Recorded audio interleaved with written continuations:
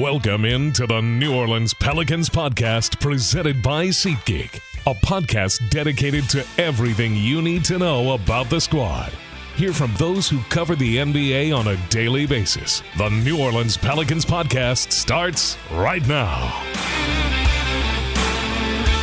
Welcome to the Pelicans podcast presented by SeatGeek. I am Joe Cardosi, joined by the unforgettable Jim Eichenhofer and the always intrepid and tireless Erin Summers today. We are back at it, talking about nothing else we could talk about, the draft. It's coming up, and not a lot of people talking about it, Jim. Just seems like it's real quiet out there, huh?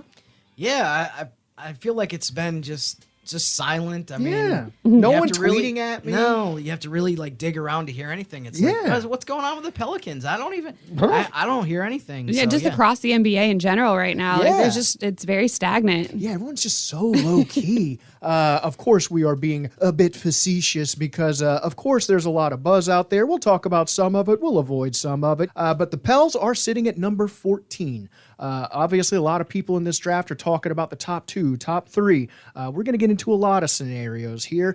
But first, we sort of want to open with what has already been happening around the NBA. The reactions, of course, to the Denver title and what it means for the West. Denver, of course, they are winners of the NBA championship. Jim, what do you think that means for the NBA in general and specifically for the West? I mean, I thought it was great to see them win. I mean, they're not a small market, but they're definitely not a huge market. And they're also definitely not a super team. And I know people who have listened to me and seen me tweet the last few years know that I'm very anti-super team. Yes. So I thought it was great to see the Nuggets do what they did. I mean, they were organically built through the draft.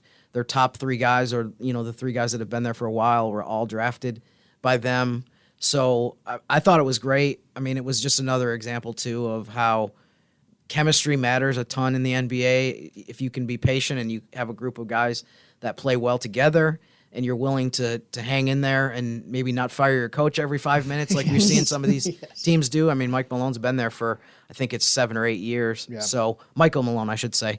So I thought it was great. I mean, they were really the team when the Pelicans didn't make the playoffs. I think they were the team that I wanted to see win the West of the 8 that made it. Yeah, something about a small market team. And Aaron, we've talked about this a ton around here. It's just building organically, like the Pelicans have been trying to. It seems refreshing to see that rewarded somehow. If you're not going to go out and pay the luxury tax and pay these exorbitant contracts to get a ton of stars on your team, you have to develop what you have. And I think the Nuggets did a phenomenal job with that.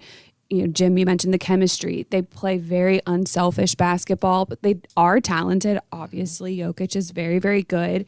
Jamal Murray's great. And then you have KCP, Aaron Gordon. We just saw that Bruce Brown declined his player option, so I don't know what that means, but they have kept a same core there for a while, and it's worked. They clearly get along. They enjoy being around each other. We've seen how having fun can translate on the basketball court here for the Pelicans in the season before last. It's really cool to see somebody else win the whole thing. Yeah, it's a good philosophy. It's nice to see a solid philosophy that the Pelicans have sort of been building around as well. Rewarded. You hope that we can sort of emulate that in the future ourselves. And there's been some moves. Obviously the Bradley Beal trade probably being the biggest breaking news. Of course, a lot of things being speculated on right now we're not going to talk about because we value our jobs. But there are moves being made as we speak. By the time this podcast comes out, there may be new things breaking. But it's a busy time right now, Jim. Yeah, and I thought one of the things that was most interesting to me about the reaction to the Bradley Beal trade, and obviously the Suns now have 3 big name guys in what you would consider to be the 2023 version of a super team. I thought the reaction to it from what I saw was so much different than what we saw to something like that maybe 3 to 5 years ago, where, a few years ago, it seems like when a team made a trade like that, everybody was like, oh, it's over. They're going to win it all. Yep. They're the favorites. And although there were some people that jumped to the mode of like, okay, they're the favorites now, which I thought was completely ridiculous. Reactionary people in sports media? For the most part, people were realizing like it doesn't put them over the top. It doesn't make them the unquestioned top team. And I think from what we saw from Denver and other teams that have won the championship in recent years, like Toronto and Milwaukee, the practice of the method of building a team, finding the right role players, having depth, having chemistry, like I mentioned, has been more effective than just compiling stars. Yeah. So I think that was a big part of it. That was really interesting to me, just to see that the reaction to it was not overwhelmingly positive like what you would have expected a lot of times in the recent past. It seems like it's refreshing to see, I can't say it's the end of the era of the pre-built super teams, but to see organic building being rewarded once again. I think that's what fans have been wanting. Yeah, it feels a little bit more like it was in college a while ago when you had the same core of players staying there, and now college is a mess with the transfer portal and all of that stuff. And you're seeing teams that bring in new talented players every year, not having the same type of success as players that develop and have third-year, fourth-year guys on their team. So it's interesting that maybe there'll be a shift, and I think that the new CBA and the rules there kind of support that as well, because they're trying to limit the rich teams getting richer, right? And having the ability to add superstars. Obviously, Phoenix kind of just like, hold my beer. I'm going to go and do it anyways, and we'll deal with the repercussions. The repercussions might be, well, who's going to play defense and who's going to rebound the ball? Yeah. Like, there's a lot of other things surrounding what that trade did for them in a positive way that is going to be a negative and could be very soon because of the new CBA and the way it's going to affect free agency, the way it's going to affect their draft picks, the way it's going to affect the minimum players. And I mean, you can't pay them as much now. So they're just going to have to kind of like reload every year with role players on the team. That kind of inconsistency might not be very successful on the court. And New Orleans, I feel like, is in an interesting spot because you have a lot of young players, you got a lot of still cheap players, and you're building depth. You still have a ton of draft assets, and that's something we got to keep in mind. The flexibility is still there. Again, we're not going to speculate too much on what that flexibility might entail, but there are so many moves New Orleans could make now and in the future, and still building young, still building a deep team. It's going to be an interesting philosophy going forward. So we're starting to see people prognosticating. We're starting to look forward to draft night. It is coming up, trades and Woj bombs and all that stuff. Jim, what are you looking most forward to on draft night? I know it's a ton of excitement, a ton of moving parts, but what are you looking forward to? Yeah, I think one of the things that I think a lot of people who follow the Pelicans, I'm looking forward to just kind of turning the page on last season. And the draft is usually when you start to see a lot of the different moves and you kind of reset towards next year. I think probably a lot of teams other than the Nuggets are ready to kind of move forward to 23-24. But I am also curious to see just how many moves there are made across the league on draft night, whether that's trades.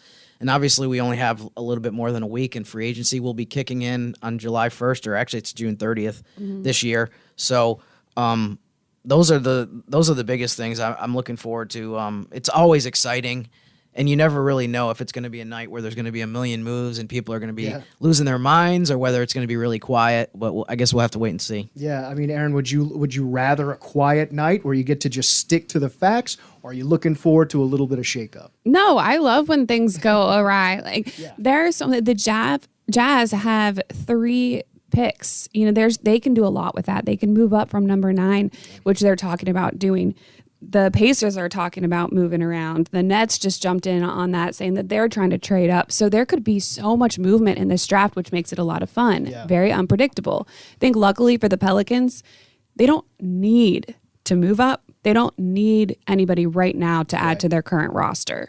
We haven't seen that roster be completely healthy for an extended amount of time. When we did see it at its healthiest, we were the number 1 team in the West. So they don't have to do anything crazy.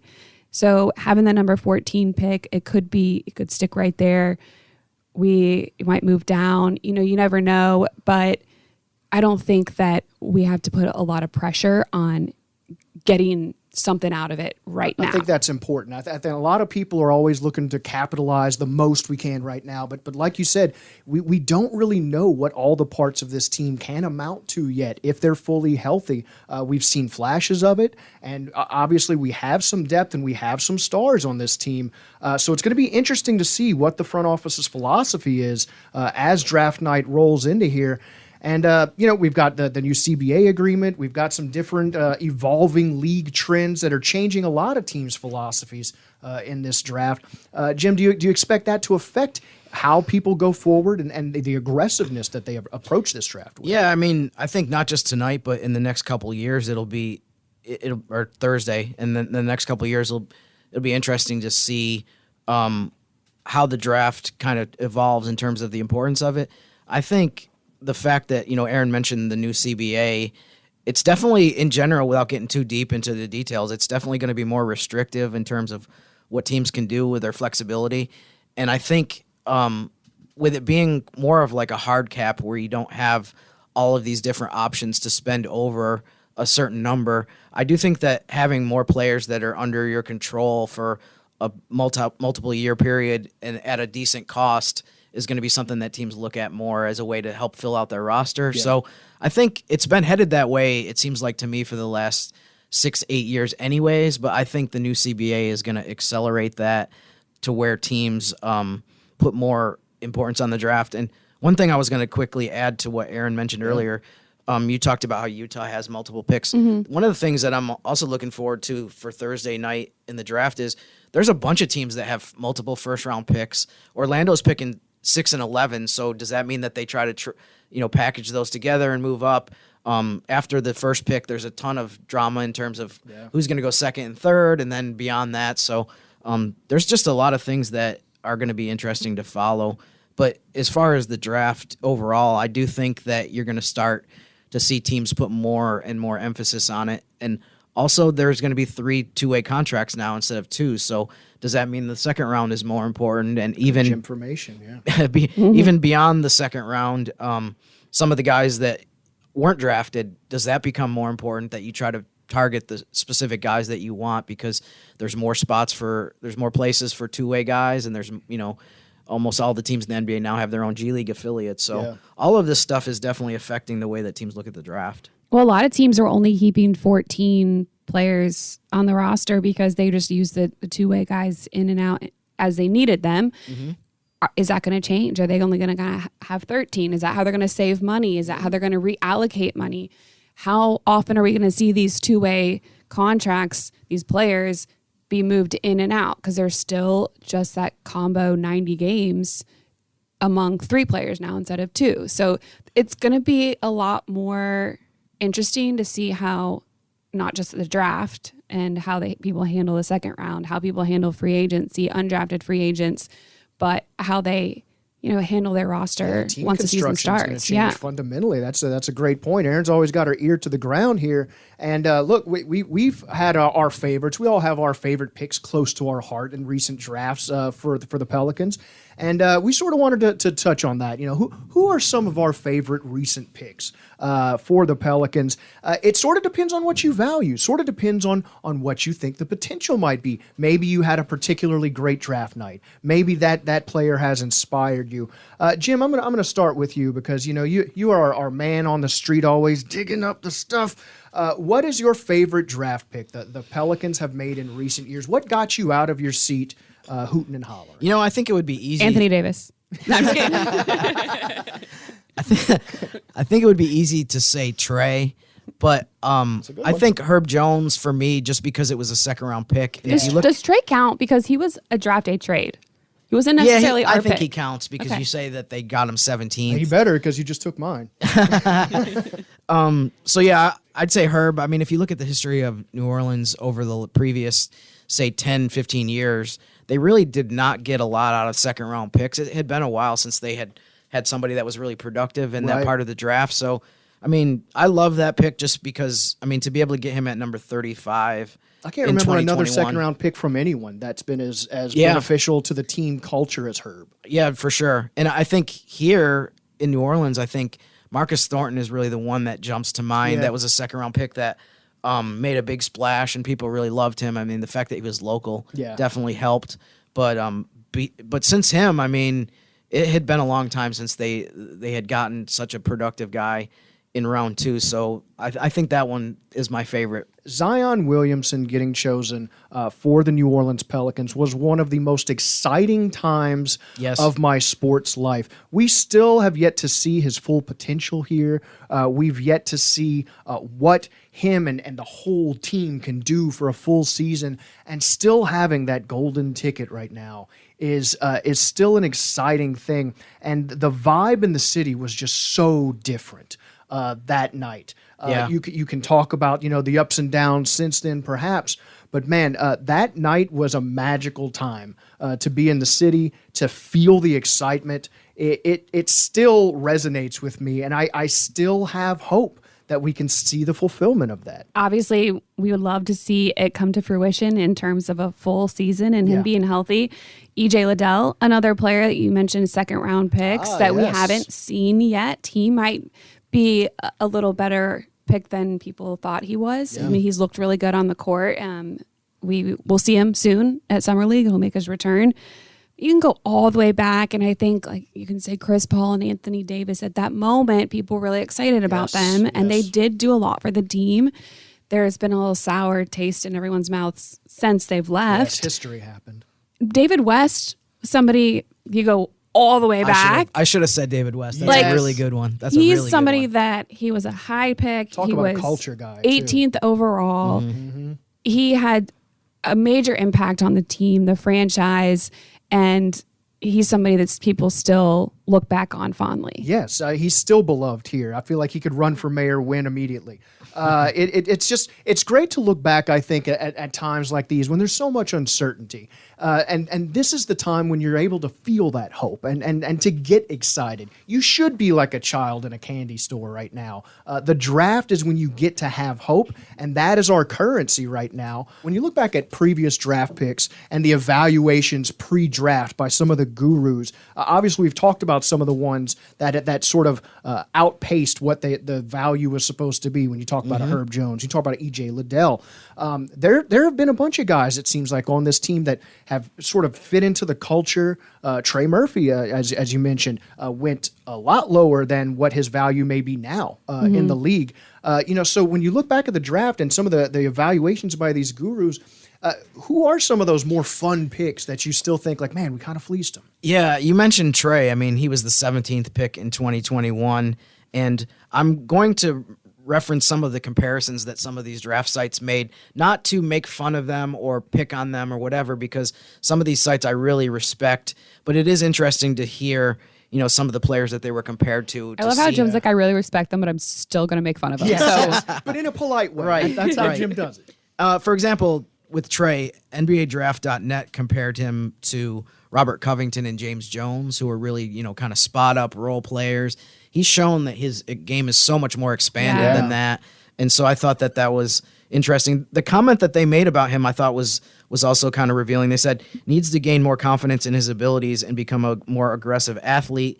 He could use more assertiveness to become more effective. At times, he doesn't appear to understand what he's capable of. I thought that was such a prescient opinion of him, like going into his draft, if you look at what he's done in his last 2 years. When Trey started dunking on people and enjoying that growth spurt that he had, it sort of opened up, because he was known as like a three-pointer guy. Yeah. That was going to be, he was just a floor spacer. But now he can do it all, and it's great to see. I think he always has had confidence. He's always felt like he could do it, but I don't think he understood the work that he needed to put in to have it translate at this level. Yeah.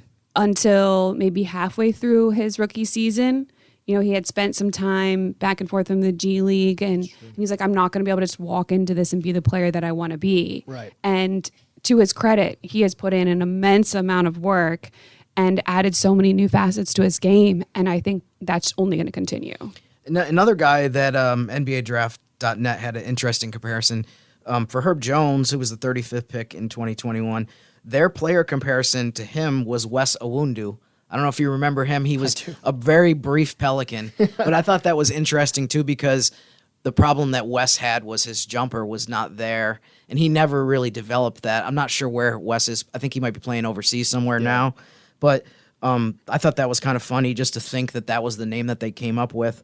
And the comment that they had for Herb was, outside shooting is not enough of a threat to unlock his slashing ability. So unless he's able to threaten opponents with a confident outside jumper, Jones projects to be solely a spark defender with limited minutes and weak job security off the bench. Wow. I mean, they were really reaching because he didn't shoot from outside. Like that, we knew that. Everybody knew that. Like he's not an outside shooter. Right. Detective work over there. Yeah, looking into the orb. The fact that they said, he was going to have limited minutes and weak job security off the bench too. It's funny that he's been a starter and there's no it was like the issue. second game of the season he started, and then that was that. Right. Yeah. So I mean, but a lot of people were incorrect. I don't want to say wrong, but a lot of people were incorrect in terms of their projections for Herb. Luckily, the Pelicans front office saw what his capabilities were and what his potential was. Well, that's the thing is between Trey Murphy, between Herb, when you talk about some of the intangibles of those two guys and the philosophy of our draft team, it seems like intelligence, communication. These are things that don't really pop off on tape when you're watching, player highlights and stuff. But Trey Murphy is a very cerebral player. He wants to be better. Herb is a grinder. He is a smart guy. We have a lot of intelligence on this team. We have a lot of tryhards. And then I would say that too. The effort is a huge factor with players that weren't drafted. With Jose Alvarado and Naji Marshall, our scout department, they've done very well, not only in the draft, but I think maybe even more so of late, in finding these diamonds in the rough, people that do develop into great players. Yeah. And they value character, and I think one specific part of character, too, is like how well you get along with other people. Obviously, this is a team sport, and it's an environment where you're around the guys for 6-7 months. There's a family atmosphere here with these guys. They love each other. Right. So, that's a big part of it, and I think that's kind of shows you the kind of people that they've tried to bring in. Another couple quick guys, you mentioned Jose and Naji. Jose undrafted in 2021 on ESPN's big board, which they basically, it's not a mock draft. It's basically they take the top 100 guys and they rank them. They're not worried about like where they're going to be picked or whatever. Just this is our opinion of where they are with, obviously this year there's one guy that's going to be number one. But in 2021, Jose was number 92 on ESPN's big board. So a lot of people did not expect him to get picked at all. He didn't get picked. He wasn't on the Athletics top 100 board at all, and he was 68 by the Ringer, which the Ringer had the highest assessment of him. So I guess props to the Ringer for being Jose, excellent scouts. But on ESPN's, actually this was Sports Illustrated. They said of Jose, thanks to his makeup and intangibles, he has a chance to be a unique, valuable version of a strong role player and come at a relative discount for an interested team. And that was what they wrote about his potential to be a sleeper in the draft. So that's pretty good, I would say. That is pretty good. Yeah, definitely. So obviously, look, what we've talked about, the Pelicans have a ton of options. There's still a ton of flexibility, and it's going to be an interesting night. If anything, we've learned to expect the unexpected with this organization. So when we go into this, why do you think the future of the Pels is still so bright? We talked about the youth of these players. There's a lot of young players that we still haven't seen their full potential yet. Why do you think people going into this draft, no matter what the Pelicans do, even if they sit pat, why do you think people should be excited?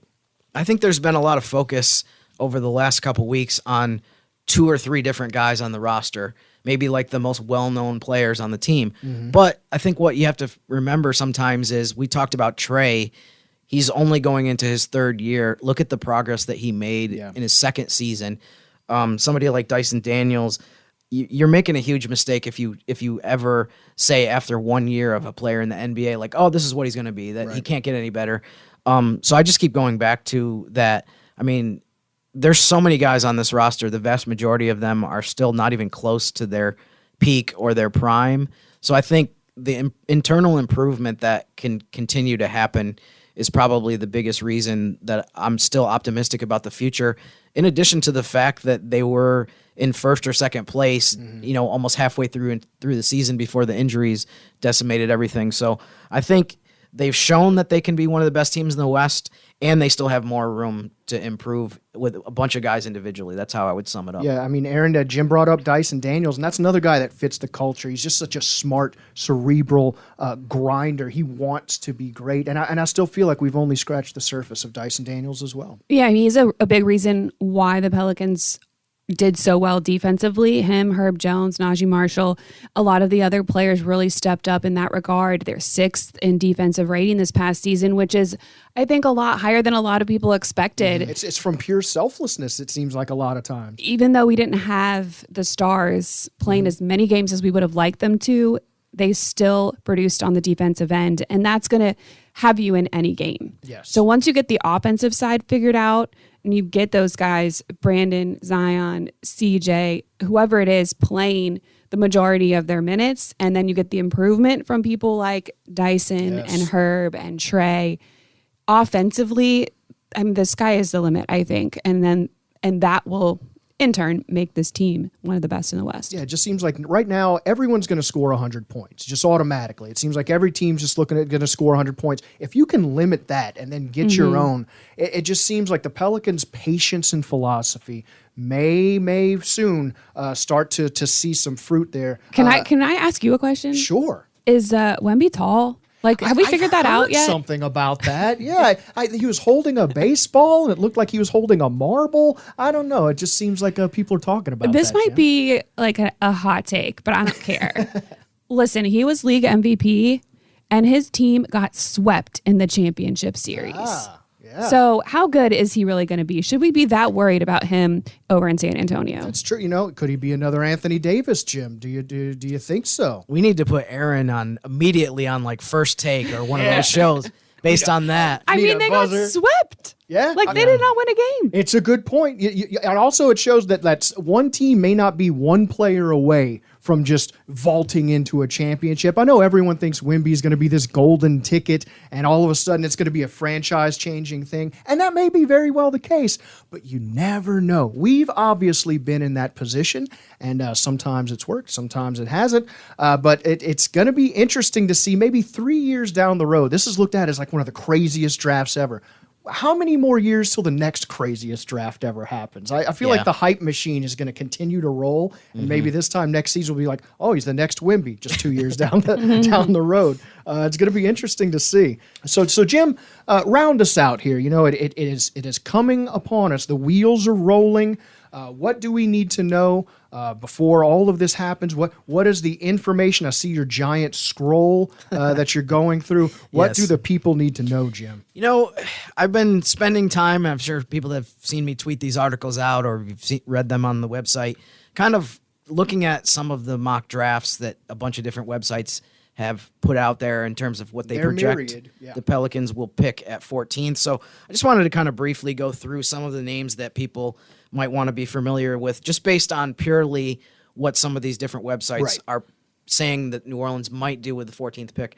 Obviously, this is massive guesswork because to project who is going to do now. Right. To project who's going to get picked 14th, you have to know or project who's going to go 1 through 13, which after 1, I feel like people don't have a good feel for that. I mean, I know you're an oracle, but that's a lot. That's a lot. It's asking Have a you lot. put all of this out into like some big system and have them like calculate everything out to like this is the one that's picked the most? Right. Yeah. Right. Like at 14. It's funny you say that because the first thing I have on my list is actually the NBA.com consensus mock draft. Okay. Basically, they take like 10 different websites, they add all of the picks up, they have some crazy system, right? Yeah, and the player that they came up with for 14th to New Orleans is an Indiana guard named Jalen Hood Schifino.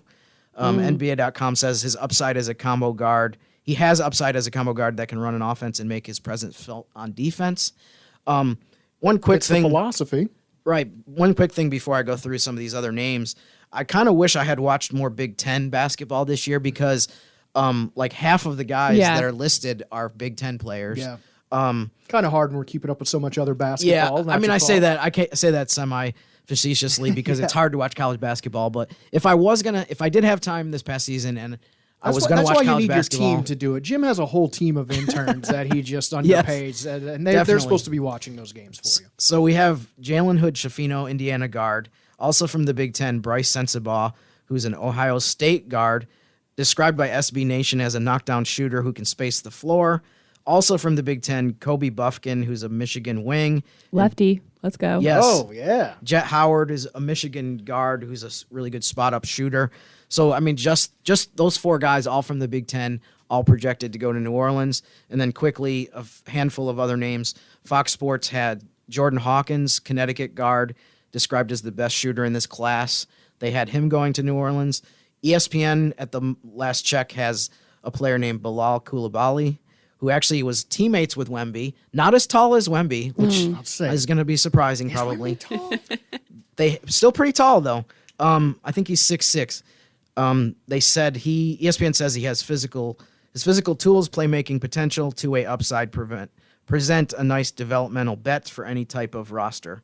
And last couple guys that we saw very commonly, the Ringer has Noah Clowney of Alabama going to the Pelicans. That would be another Crimson Tide. Mm-hmm. I think we have a bunch of those already. And then rounding it out with Derek Lively, who's a Duke center. Mm-hmm. Several sites have him going to New Orleans.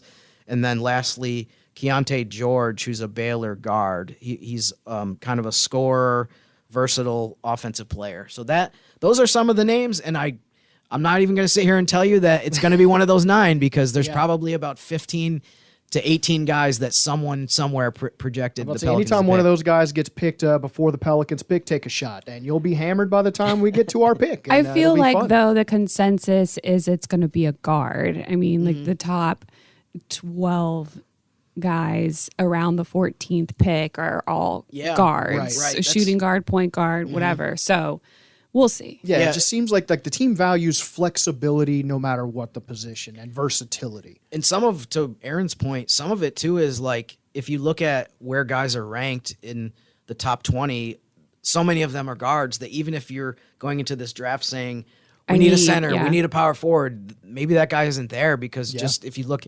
Maybe if you're looking for one of those positions, you might want to trade down because you think we can still get the guy we want at 25 because we have plenty of guards, but that's what's available right now. We don't want to pick another one. But no, I mean, that's definitely a big part of it is just there's a ton of backcourt talent in this crop of players that are coming out. Well, in the most productive 14th picks, there have been some good ones over the years. We just saw one in the NBA Finals in Bam Adebayo. Yes. He was a 14th pick, 2017. Michael Porter Jr., 2010. Ooh. Or no, he was 2018, sorry. Marcus Morris was 2011. So there have been some good guys at 14. You never know what could happen. Yeah. So there's no reason to lose hope. I know the NBA draft is very top heavy, and you keep hearing the same few names. But don't be surprised if someone that perhaps the Pelicans drafted 14 is a contributor on this team. We've seen some depth end up on the floor as a starter here, even though it doesn't matter, I don't think, in terms of this team philosophy, in terms of the coaching, where you're drafted, talent and trying hard matters, and communicating with your teammates. It's going to be interesting no matter who we get to see how they fit in this team and how they fit in the culture. It's going to be an exciting night all around. So after the draft, we'll have Summer League coming up. We're going to get to see how this team fits together. So, of course, you're going to want to follow Erin Summers on Twitter. You're going to want to follow Jim Eichenhofer on Twitter. Those are the information people. Me, I just tweet out GIFs of animals. So follow those two for the real info. And stay tuned. This is the exciting time. This is the hoping and dreaming time. And there is no more fun than hoping and dreaming. And then it's going to be the rubber hitting the road as the Pelicans season will be bearing down upon us. So Erin, Jim, thank you so much for joining me on the Pelicans podcast. Thank you for listening to the Pelicans podcast, presented as always by SeatGeek. We will be speaking to you once again after all of this, and we will have some facts to give you. And until then, go Bill. Thanks for listening to the New Orleans Pelicans podcast, presented by SeatGeek. Join us 3 times per week on Pelicans.com, the Pelicans mobile app, or you can subscribe to the podcast on iTunes. We'll see you next time right here on the New Orleans Pelicans podcast, presented by SeatGeek.